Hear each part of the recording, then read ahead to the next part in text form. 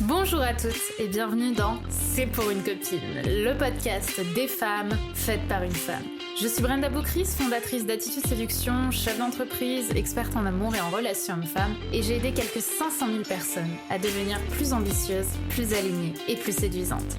Avec C'est pour une copine, je vais t'accompagner à partir à la recherche de ta féminité, de ta sensibilité, pour t'aider à te séduire, te réinventer et t'épanouir comme tu le mérites. Je vais te parler de ces sujets souvent tabous qu'on ne t'a pas vraiment appris à l'école. Je vais te parler d'amour, de séduction, de sexualité et bien sûr d'estime de soi.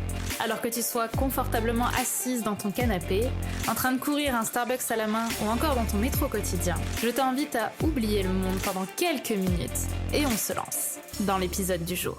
Pourquoi c'est si facile de te briser le cœur ? Je sens que cet épisode va faire parler. C'est vrai ça. Pourquoi c'est si facile de briser le cœur ? Tu connais ces moments où après 2-3 rencontres, l'autre te quitte, alors que t'avais tellement envie que ça fonctionne. Tu t'étais tellement investi, t'y croyais tellement le soir en t'endormant. Pourquoi c'est si facile de te briser le cœur ? Tu sais, ce fameux sentiment d'humiliation, ce sentiment de cœur brisé, alors que parfois, cela faisait à peine une dizaine de jours que vous vous connaissiez. Alors pourquoi ça fait si mal ? Qu'est-ce qui se passe à ce moment-là ? Et comment faire surtout pour te sentir un peu moins fragile quand un homme s'arrête là avec toi au bout de quelques jours ? Tu sais, lors des premiers dates, quand on a les papillons dans le ventre, on a envie de tout découvrir de l'autre. On a envie de tout connaître. On veut tout savoir. On veut vibrer, aller vite, s'intensifier. Alors que se passe-t-il ? On parle pendant des heures et on se confie. On se confie sur la vie, la pluie et le beau temps. Mais surtout, sur notre passé, sur nos blessures, sur tout ce qu'on n'aime pas trop montrer, mais avec une personne avec qui on se sent tellement en confiance le temps d'un instant qu'on a envie de tout déballer. On a envie qu'il voit qui on est. On veut aller si vite qu'on se met tout à nu avec l'autre. Tout à nu dans son corps parfois, mais aussi, et on l'oublie trop, dans son cœur. On donne tout.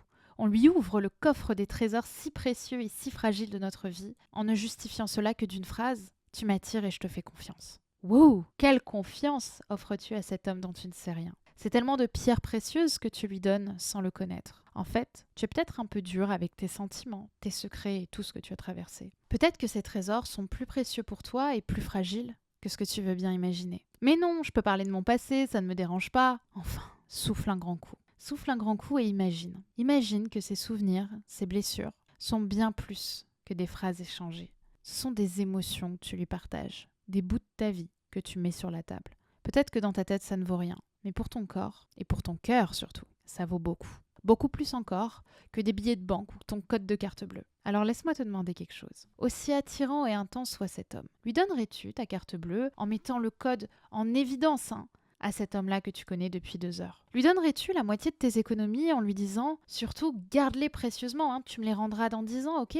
Je te donne 2 000, 3 000, 10 000, 20 000, 50 000 euros. Je te connais depuis 2 heures, mais je te fais confiance, tu me les gardes. » Lui montrerais-tu ta montagne de cash ? Non ! Évidemment que non, me répondrais-tu. Je ne le connais pas. Pourtant, pour la plupart, ça ne pose pas de problème de donner ou d'échanger rapidement son code de carte bleue avec son chéri quand justement on le connaît depuis quelques mois et de lui prêter le temps d'une course. Lorsque ça fait 6 mois par exemple qu'on se connaît, on peut lui prêter en lui donnant le code, en lui disant on va juste faire cette course pour moi. Pourquoi on fait ça ? Peut-être parce qu'on a confiance en lui justement au bout de 6 mois, 9 mois, 10 mois.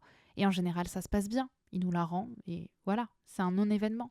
C'est pareil pour vos sentiments. Vos émotions, votre vulnérabilité la plus intime, c'est votre montagne de cash. Alors, si vous dites tout justement à quelqu'un que vous ne connaissez pas et qui finit par partir, oui, vous aurez le cœur brisé. Parce que cette personne, elle part avec vos secrets, elle part avec votre intimité, elle part avec vos blessures. Plus précisément, elle part avec une partie de vous. Vous êtes bien plus précieuse que ce que vous pouvez imaginer de vous. Votre vie entière est votre montagne de cash. Si vous n'êtes pas prête à donner votre code de carte bleue, tout votre argent, toutes vos économies, tout votre compte bancaire à un homme au bout de 2 heures, pourquoi vous le faites ? Pour quelque chose qui est encore plus précieux que ça. Vos émotions, vos sentiments, votre passé, vos douleurs, vos blessures. Évidemment que c'est douloureux quand il part. Alors, cette montagne de cash, ces sentiments, ces émotions, partage-le à une personne avec qui tu as déjà eu des preuves de confiance. Du temps de qualité passé ensemble, une volonté répétée d'avancer ensemble.